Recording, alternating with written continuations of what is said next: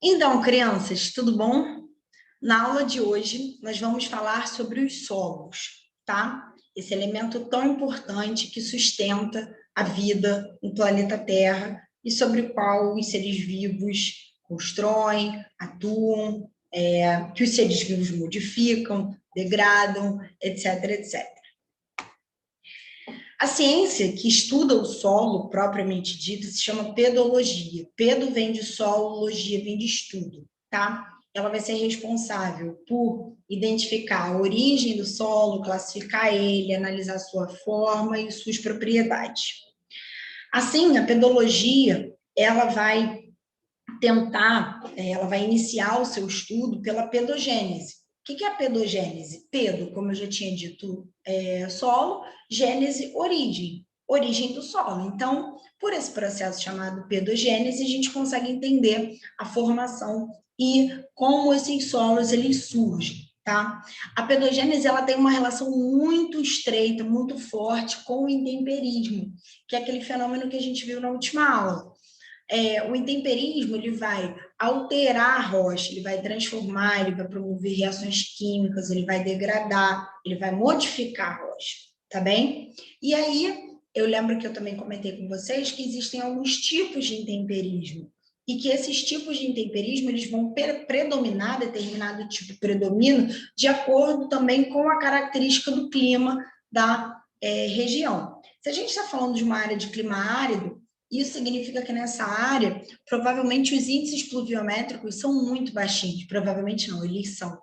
Então, pouca chuva, pouca disponibilidade de água, maior atuação do intemperismo físico, tá bem? Com isso, a gente só vê as rochas sendo fraturadas, desagregadas, quebradas, até por conta mesmo da amplitude térmica, e a consequência desse intemperismo físico atuando sobre as rochas é que a pedogênese vai dar origem a solos pouco desenvolvidos, rasos, craquelados, que são solos rachados, e bastante pedregosos. Por outro lado, se a gente está falando de uma área que tem clima úmido, então os índices pluviométricos são elevados, o que vai fazer com que a disponibilidade de água seja grande e com que o intemperismo químico ele predomine, tá certo? Assim, a gente vai ver que nessas áreas o solo ele acaba sendo mais profundo, mais desenvolvido, com mais horizontes, tá bem? Graças às alterações mineralógicas decorrentes da existência e da atuação da água, ok? Então, não esqueçam de estabelecer essa associação entre o clima, o intemperismo e as características do solo. Climas áridos vão ter predominância de intemperismo físico e vão ter solos pouco desenvolvidos. Por outro lado, climas úmidos vão ter predominância de intemperismo químico e, consequentemente, vão ter solos profundos bastante desenvolvidos. Bom, se a gente está falando dos elementos que constituem o solo, tem 4 elementos principais, como vocês podem ver aí, tá? Começando pelas partículas minerais, que a gente costuma não dar muita atenção a elas, a gente sempre associa a fertilidade do solo à matéria orgânica, como se fosse ela a única responsável por ditar se um solo vai ser fértil ou não. E isso não é verdade, tá? As partículas minerais, elas vão estar na rocha que vai dar origem ao solo. Então, se a gente sabe que tem uma determinada rocha com determinada constituição e que essa rocha, ao sofrer o intemperismo, ela vai, no processo de pedogênese, dar origem a um determinado solo, a gente consegue identificar se, na sua constituição mineralógica, esse solo ele tende a ser mais fértil ou não, tá bem? Por outro lado, a gente também pode falar da matéria orgânica, não tem como negar a importância dela. A matéria orgânica vai surgir a partir da decomposição de seres vivos que, ao morrerem, caem sobre o solo e entram em processo de decomposição, que vai dar origem ao humus, que é a matéria orgânica decomposta. O humus ele é bastante importante, tá? Eu não estou negando a importância dele, tanto que algumas florestas dependem de uma camada superficial de matéria orgânica para sobreviver. Como, por exemplo, a gente pode falar da floresta amazônica ou até mesmo da própria Mata Atlântica. Qual o nome dessa camada superficial de matéria orgânica? Serrapilheira, tá?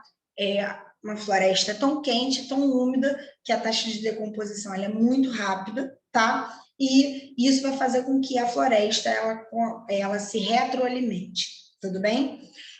Outros dois elementos muito importantes para a constituição do solo são a água e o ar. Esses dois elementos eles são importantes até para dizer se você vai conseguir sustentar a vida nesse solo. Porque como é que você vai sustentar um vegetal num solo que não tem espaço para circulação de água e de ar? Então, esses elementos eles vão estar associados a duas propriedades do solo, que são a porosidade e a permeabilidade. A porosidade é a existência de poros, ou seja, literalmente buraquinhos. A gente não tem poros nas peles, é ótimo. Não tem poros na pele, que são buraquinhos que, assim, a olhos nus a gente nem consegue identificar. Então, o solo ele também tem. Se você olha assim, você tem a sensação de que todos os sedimentos eles estão agrupadinhos, eles estão juntinhos. Mas para um solo ser saudável, o ideal é que esses sedimentos eles não estejam tão colados uns nos outros. Para quê? Para poder circular tanto o ar quanto a água. E aí a gente traz uma outra propriedade, que é a permeabilidade. A permeabilidade tem a ver com a conexão entre esses poros. Também não adianta ter um monte de poro e a água não circular entre eles, como é o caso da argila, tá bem? Então, a porosidade e a permeabilidade, elas precisam estar juntas para que a gente consiga identificar um solo saudável e que vai conseguir sustentar a vida. É por isso que a gente vê, geralmente analisa a fertilidade, né, do solo pela existência de minhocas nele. Por quê? As minhoquinhas elas vão ajudando nesse processo de criar poros e de tornar o solo permeável. Tá bem? Então, fatores de formação do solo. Vocês estão vendo que aí existem 5 principais fatores de formação do solo, tá? O primeiro é o material de origem. O material de origem, gente, ele vai falar sobre um dos elementos que a gente acabou de falar que constituem os solos, que são as partículas minerais. Por quê? Porque também vai ter relação com a rocha que dá origem ao solo, tá bem? A rocha, ela vai ser o material de origem. Então, é ela que vai caracterizar os elementos que vão estar existentes, que vão fazer parte, constituir esse solo, tá bem? O relevo. O relevo, ele vai influenciar muito na intensidade do intemperismo. Por quê? Se você tem, como vocês podem ver nessa imagem, se vocês têm um relevo que ele é mais plano, como nessa parte aqui, laranja clara, marrom claro, sei lá que cor é essa, vocês conseguem perceber que a infiltração da água aqui, ou seja, a entrada de água, ela é maior. Se a água ela entra, isso favorece o intemperismo químico e favorece a diferenciação do solo em camadas. Por outro lado, se você tem uma área que ela é muito íngreme, a infiltração ela não vai ser boa. Por que ela não vai ser boa? Porque a água ela vai descer com tanta velocidade que ela vai mais erodir por conta da velocidade do escoamento superficial do que propriamente infiltrar, tá bem? Então, ela vai carregar sedimentos, mas ela não vai gerar aquele intemperismo químico que gera a diferenciação do solo em horizontes. Bem, uma outra coisa que vocês podem parar para pensar é, imagina que a gente, nessa área íngreme aqui, vai plantar alguma coisa. Quando chover, tudo que vai ser plantado vai ser carregado para baixo. Por quê? Como eu disse, é muito íngreme, é muito inclinado. Por outro lado, se você planta aqui, a chance de dar certo é maior, porque tem uma área para poder escoar, ou seja, para poder drenar a água, tá?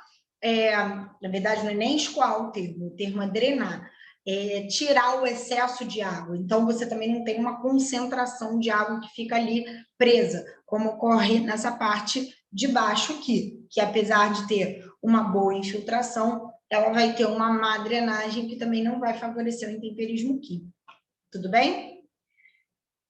Além disso, a gente pode falar do relevo, tá? O relevo não, desculpa, do clima. E aí o clima ele vai ter relação com o tipo de intemperismo que vai predominar numa determinada rocha e no tipo de processo de pedogênese.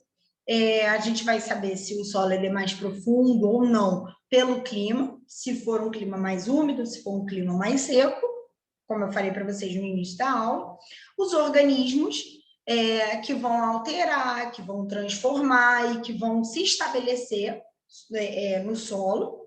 E o tempo. Por que o tempo, Mirelle? Vocês acham o quê? Que ali tem uma rocha, bate palma, em 30 segundos brota o solo? Não é assim, né, galera? Demanda um período de tempo bastante extenso até que uma rocha se torne um solo, tá? Então, o tempo ele também é um fator de formação extremamente necessário para a origem do solo. E aí vocês estão vendo um perfil de solo completo. Primeira coisa que eu tenho para falar para vocês, isso não é a realidade de todos os solos, tá? Não são todos os solos que têm esse perfil, até porque a gente já comentou no início da aula que existem alguns solos mais rasos e menos desenvolvidos.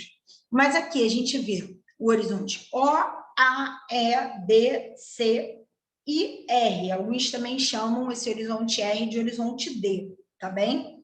O que é o horizonte O? Esse horizonte bastante superficial, tá?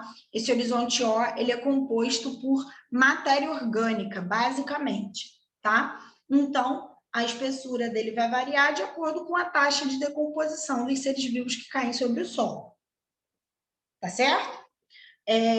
Bom, o horizonte A, vocês estão vendo que ele também é um horizonte escuro, porque parte da matéria orgânica do horizonte O que vai se deslocar para o horizonte A, então ele vai ter bastante matéria orgânica, mas ele também é um horizonte muito transformado. Ele é o horizonte sobre o qual nós atuamos. Então, ele é muito erodido, ele é muito alterado. Você vai analisar o solo, você não vai começar pelo horizonte A. Se você quiser, vai fazer uma análise pedológica. Você não vai ver o horizonte A. Por quê? Porque ele é muito modificado. Existe um fenômeno que a gente vai ver mais para frente, que é a lixiviação. A lixiviação ela é um processo de lavagem dos solos. Então, parte dos minerais que estão nesse horizonte A, eles acabam indo para os horizontes mais profundos, com o excesso de infiltração de água no solo. Logo, alguns minerais que existem nas camadas mais profundas com abundância podem não aparecer tanto assim nesse horizonte A, tá? O horizonte E é um horizonte de transição entre o horizonte A e o horizonte B. O horizonte B, gente, é o que a gente chama de solo propriamente dito. Ali é o que onde está o filé do solo. É ali que se concentram os minerais que foram deslocados pelo processo de infiltração no horizonte A. É nesse horizonte B que a gente faz as pesquisas científicas, tá? Quando você desce do horizonte B, você chega no horizonte C, que é o horizonte que vai ter a rocha alterada. É como se fosse a rocha num processo de pedogênese, tá? Essa rocha, ela ainda não é solo, tá? Mas ela também não é a rocha sã, que é a rocha do horizonte R. Ela já está num processo aí de transformação, tudo bem? Então, o horizonte R ou horizonte D é a rocha sã ou rocha mãe, que é a rocha que dá origem ao solo. Em algum momento, gente, tudo isso aí foi a rocha do horizonte R. Só que ela foi sendo modificada pelo processo de intemperismo e hoje em dia ela se diferencia. Hoje em dia ela nem é mais rocha, né? Hoje em dia ela é solo, e esse solo ele vai se diferenciar em várias camadas, tá certo? Claro que essa divisão que eu estou mostrando aí para vocês, ela é uma divisão bem didática. Se você for pegar exatamente na realidade, isso não é uma regra, varia bastante de solo para solo, mas no geral, se a gente pode apresentar características gerais, essas são as principais. Processos de degradação do solo. Vamos começar falando da lixiviação. Fenômeno extremamente importante para vestibular, então vocês precisam ficar bem ligadinhos. Essa lixiviação é o processo de lavagem dos solos. O que é isso? Tem uma área de clima muito úmido, chove a beça, chove muito, muito, muito, muito. Então, constantemente está infiltrando água no solo. Ah, Mirella, então quer dizer que infiltrar água no solo é uma coisa ruim? Eu não disse que é ruim, tá? É óbvio que a infiltração ela é importante, até porque se não entrasse água no solo, os vegetais eles não conseguiriam se sustentar. Mas apesar da infiltração ela ser importante, em excesso, ela acaba deslocando os minerais solúveis para as camadas mais profundas. E aí, o horizonte A, por exemplo, como eu acabei de mostrar para vocês, ele acaba ficando lixiviado, tá? Então, a gente vai ver que esse fenômeno ele é característico de regiões com elevados índices pluviométricos. Importante vocês saberem que, por exemplo, a floresta amazônica, lembra que eu falei que ela precisava da camada de serrapilheira? Aquela camada superficial de matéria orgânica? Por que ela precisa? Porque alguns minerais que são importantes para ela, como, por exemplo, o potássio e o cálcio, como eles se combinam na água, eles são solúveis, eles vão para as camadas mais profundas, tá bem? Então, o que vai manter a fertilidade da floresta é a serrapilheira. Isso porque o solo é empobrecido e lixiviado, tá? A laterização. Vocês estão vendo esse solo avermelhado aí? Ele é avermelhado pela concentração de laterita, tá? Mas, Mirelle, o que é laterita? Laterita é a existência de uma elevada concentração de ferro e alumínio no solo, tá? Isso vai deixar o solo ácido e, consequentemente, ele vai acabar tendo uma perda de fertilidade, tá bem? Muitas vezes a laterização ela vai estar associada à lixiviação, porque a lixiviação ela lava os elementos solúveis, e aí tem uma enorme concentração de elementos não solúveis, como, por exemplo, o óxido de ferro e o óxido de alumínio, e isso vai acabar deixando o solo laterizado, tá? Então, um processo acaba sendo consequência do outro. A salinização, ela já é o oposto, como se fosse o oposto do processo de lixiviação. Por quê? Na lixiviação está entrando muita água no solo, não está? Na salinização está evaporando muita água do solo. Você tem uma área aí mais seca, então evapora mais do que entra água no solo, e quando a água lá ascende, ela vai subir junto com os sais minerais. A diferença é que a água evapora e os sais minerais não. Então, eles vão começar a se acumular na superfície do solo e eles vão dar origem a uma camada de sal. Qual o problema desse sal? Aí tem a ver com osmose, galera. Porque você imagina um vegetal se sustentando nesse solo. Vocês sabem que a osmose ela sempre ocorre da onde tem pouco soluto para onde tem muito soluto, visando o equilíbrio, certo? Agora, vocês imaginem um solo que tem mais sais, do que o vegetal dentro da célula. Esse vegetal ele vai fazer o quê? Ele vai perder a água para o solo. Então, ele vai acabar desidratando e, consequentemente, isso vai gerar a sua morte, tá? É por isso que solos com elevadas taxas de salinização, de sais, né? Eles não são solos férteis, tá? Compactação. Vocês estão vendo aí um dos exemplos do processo de compactação, que também é um fenômeno muito caro à prova do Enem, tá?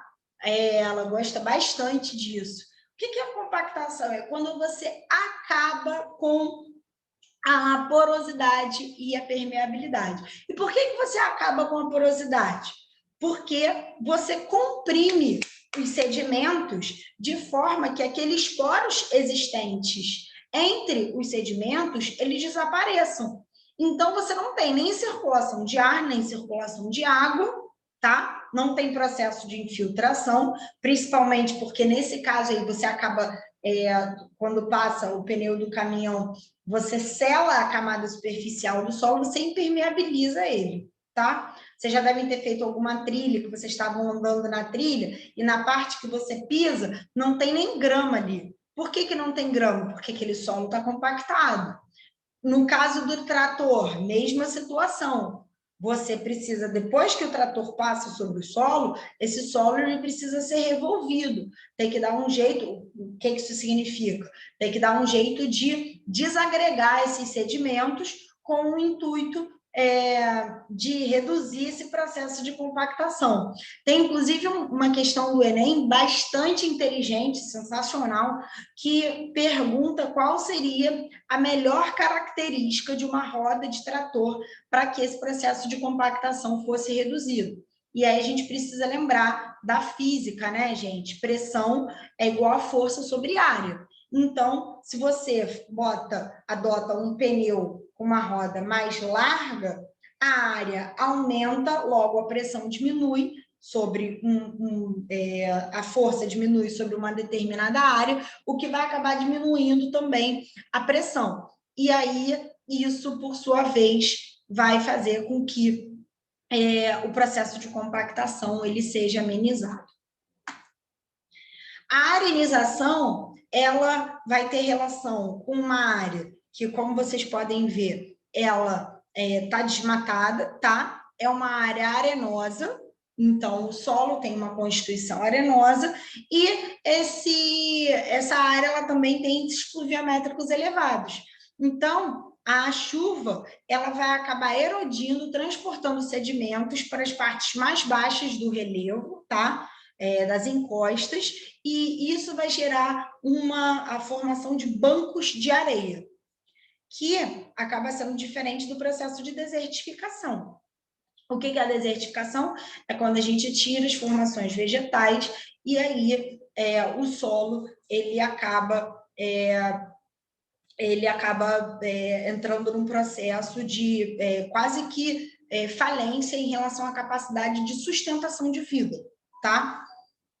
Só que a desertificação ela vai ocorrer em áreas que, apesar de podem até ter constituição de solo arenoso, mas elas são áreas de clima árido, enquanto a arenização ocorre em áreas de clima úmido.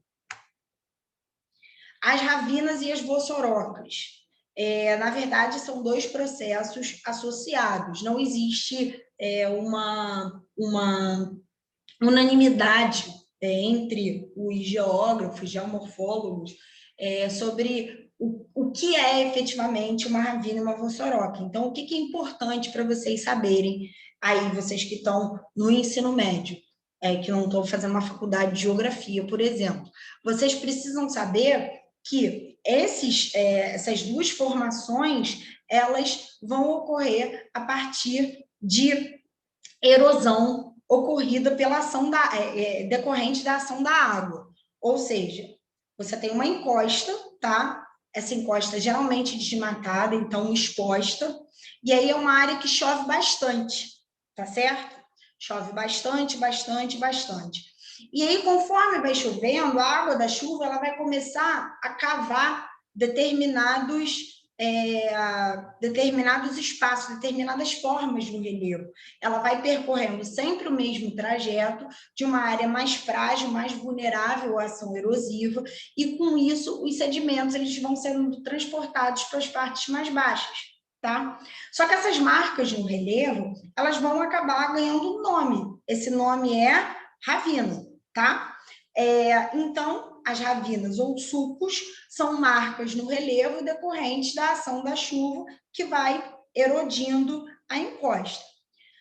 Tem um momento que esse deslocamento de sedimento é tão grande, tão forte, ele já ocorre há tanto tempo, que a água da chuva ela vai marcar o relevo de forma que atinge o lençol freático.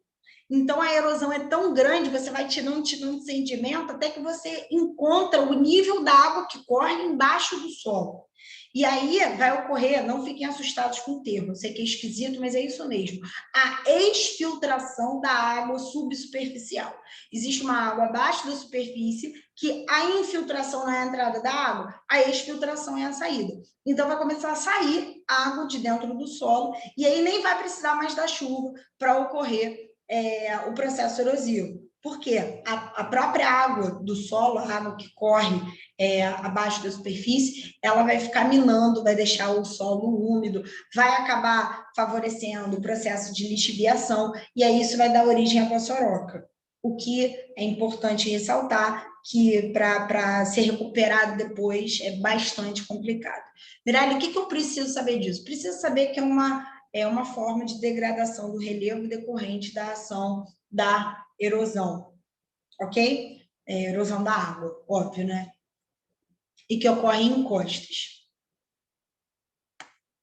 Aqui tem um exemplo de uma forma de ravina, só para vocês terem uma ideia. E aqui um exemplo de uma vossoroca. Vocês devem conseguir ver que a vossoroca ela é bem mais profunda do que a ravina, tá? Agora vamos falar de conservação do solo, tá? Primeira coisa importante que vocês precisam saber é a diferença de conservação para preservação. Quando a gente conserva, a gente atua de forma racional, de forma sustentável. Quando a gente preserva, a gente não pode nem atuar, a gente não pode alterar, a gente deixa aquele ambiente praticamente intocável pelo homem. Então, a primeira forma de conservação do solo importante é o reflorestamento. Reflorestamento é você reflorestar, é fazer de novo, florestar é plantar. Então, é como se você tentasse trazer a floresta para áreas que anteriormente foram desmatadas, tá certo?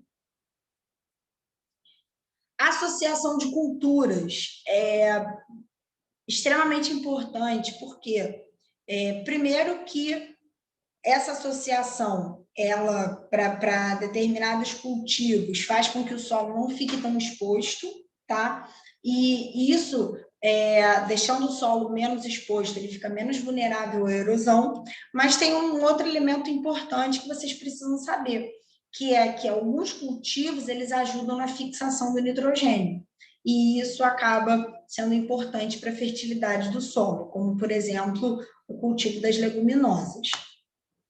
A gente pode falar também da rotação de cultura. Como vocês podem ver aí, é a tentativa de não explorar sempre a mesma porção do solo com o mesmo cultivo. E aí, fazendo essa rotação, né, a cada período, a cada safra, plantando um elemento diferente ali, um cultivo diferente, isso faz com que os minerais absorvidos, retirados do solo, também sejam diferentes, então você não exaure o solo. A calagem, ela é muito, muito, muito importante, tá? Ela é uma técnica que foi desenvolvida pela Embrapa na década de 70, e ela, inclusive, para a agricultura brasileira, foi um divisor de águas. Por quê? Porque ela ajudou a gente, nós brasileiros, né, a inserirmos a região centro-oeste na nossa fronteira agrícola. Como isso, Mirelle? O solo do centro-oeste ele é altamente laterizado. Então, ele tem uma elevada concentração de alumínio e ferro, falei para vocês, que acaba deixando o solo ácido.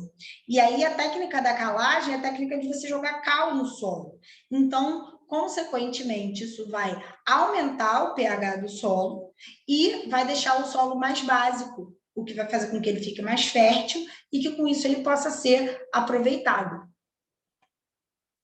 O plantio direto já é a ideia de que você não vai retirar os restos do último cultivo para fazer um novo.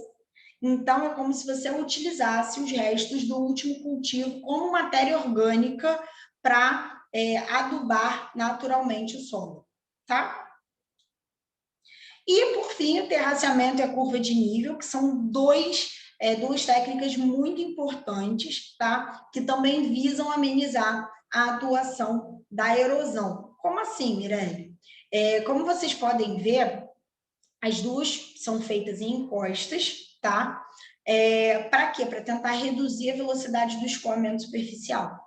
Essas técnicas aí, elas ajudam a amenizar a ocorrência de ravinas e vossorocas, ao mesmo tempo em que elas vão permitir o cultivo nessas áreas de encosta. Existem regiões do planeta que têm verdadeiros formigueiros humanos, como, por exemplo, o Sudeste Asiático, o Sul Asiático.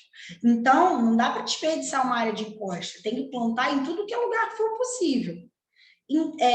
Levando isso em consideração, essas técnicas elas vão criar barreiras que vão dificultar a descida da água com velocidade e, consequentemente, elas vão amenizar a erosão. A diferença é que a curva de nível ela vai aproveitar o declive natural do relevo, tá? Enquanto o terraceamento é uma técnica caríssima e artificial. Não é uma crítica, tá? Só é uma constatação.